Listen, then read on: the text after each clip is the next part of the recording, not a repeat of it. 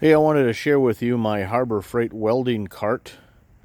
I have to say that I'm very pleased with this cart, but full disclosure, I've never owned any other welding cart, but so I don't really have a basis of comparison with anything other than this, but I can tell you that I am very pleased with this. It's got, it feels just, it's really heavy. It's a heavy cart. It seems to be really well built. I don't remember what it took to assemble it, except I think the back tires here, maybe these brackets on the back. The top drawer, it's got multiple small compartments for things, and it's got some extra welding tips in there, and a gauge. There you go. Got a drawer. It's narrow, but good for the magnets and such. Next drawer is a little bit deeper. Got room for some gloves and some clamps and some other things.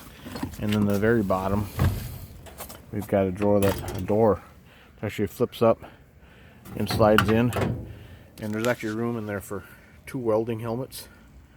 They're put in there just right. So it does have small wheels on the front that are locking, large wheels on the back. This is actually a rubber coated handle, and then you got these brackets for hanging your hoses on and your cords on, and if you need to, you can put it on this side instead if that's how your garage is set up. On the back, we've got the rack for the gas. If you, in my case, I have a MIG welder and I use gas, so I'm gonna put my welding rig on here and show you what it looks like.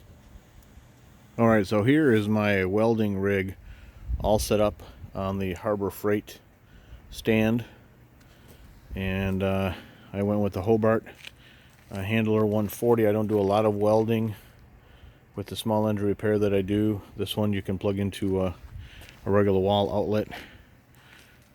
Also from Harbor Freight, I've got the Hobart Endeavor Series helmet with my own decorations on it. And I chose then to go with the gas setup. But anyway, that's what my rig looks like sitting on that Harbor Freight welding rack. Very happy with it. Thanks for watching.